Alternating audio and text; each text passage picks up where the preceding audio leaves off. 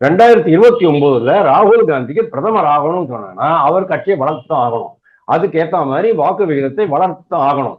வாக்கு விகிதத்தை வச்சு கூடவே விஜய் கட்சியை வளர்த்து விட்டாங்கன்னு சொன்னா அந்த ரெண்டு சேர்ந்து ஒரு மிகப்பெரிய சக்தியாக 2029 உருவாகும். அது காங்கிரஸ் கட்சிக்கு ரொம்ப அனுகூலமா இருக்கும் அப்படின்னு நான் பாக்குறேன்.